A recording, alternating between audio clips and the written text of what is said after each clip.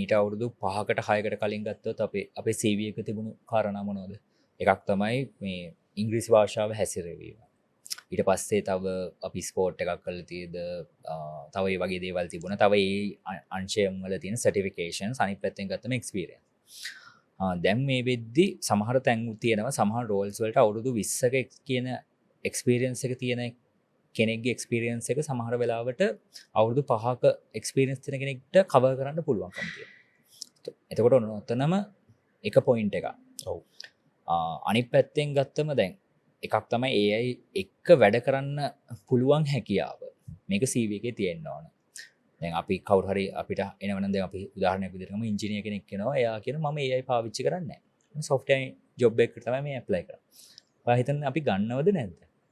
තාක්ෂණයක වැඩ කරන්න හදන කෙනෙක් මේක මම ඒවත් එක වැඩ කරන්නේ. ඒ මයින්ඩ් එකෙන්ම හිටියොත් මේක ගන්නෙ නැහැ. හරිද? ඕක එකක් ඉතින්.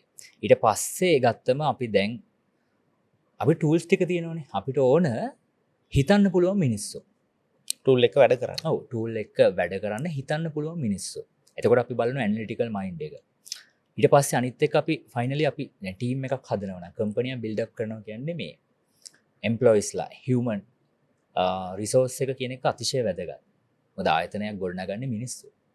අපි ෆයිනලි මේ සර්විසස් එක දෙන්නේ ගොඩක් වෙලාවට මේ මිනිස්සෙක්ට. එතකොට මේ ඉමෝෂනල් ඉන්ටෙලිජන්ස්, එම්පති මෙන්න මේ දේවල් අතිශය වැදගත්. මෙතන අපි කොහොමද දැන් ඉන්ටර්විව් එකක මේක මෙෂර් කරන්නේ? අපි බලනවා ඉතින් අර අපි ආයිමත් එන්නේ බේසික්ස් වලට. හරිද? ටීම් එකක් එක්ක වැඩ කරලා තියෙද. ඔව්.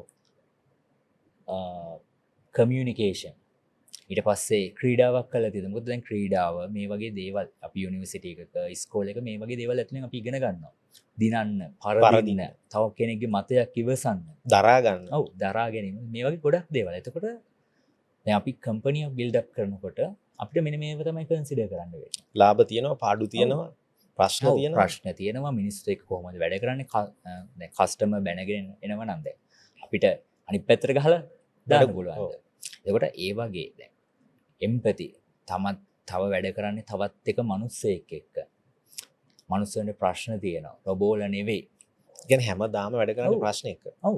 එතකොට මෙන්න මේ කියන අර basics human needs, human values වලට.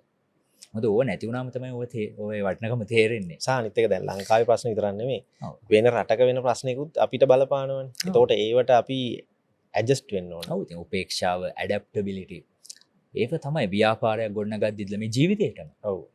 ඇඩැප්ට් වෙන්න ඕන, ලෝකෙ වෙනස් වෙනවා, අලුත් ප්‍රශ්න එනවා. ඒකට එහෙම නැත්නම් ඉතින් සොයවෙන්න බෑ.